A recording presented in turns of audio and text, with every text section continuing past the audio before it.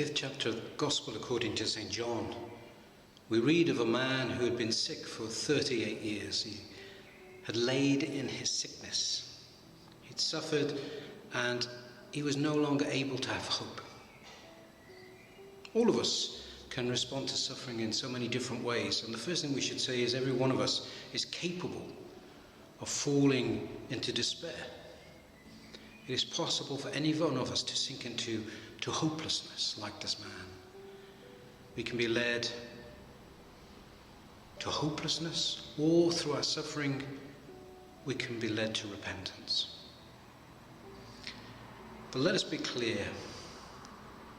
If we allow impatience and resentment to grow in our heart, if we respond to difficulties without contrition,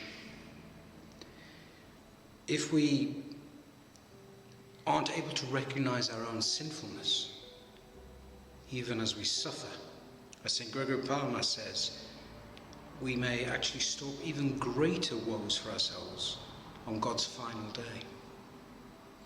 A lack of patience, a lack of repentance, a lack of contrition. Immediately, worldly voices will cry out to us when we hear this teaching. They will say,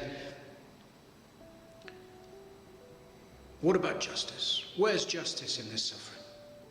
Of course, it is a worldly standard of justice. And many voices will point to examples of supposedly innocent people suffering in terrible ways. And we see indeed children who are innocent, who do suffer. But because of this, worldly voices will reject this saving teaching and say, but the reality of injustice means that all suffering must be railed against, that somehow I must cry out against the injustice of my suffering. God calls us to what is called a saving mourning. A saving mourning. It is repentance. Divine consolation and comfort is not as the world would tell us. It is not as the world would have us believe.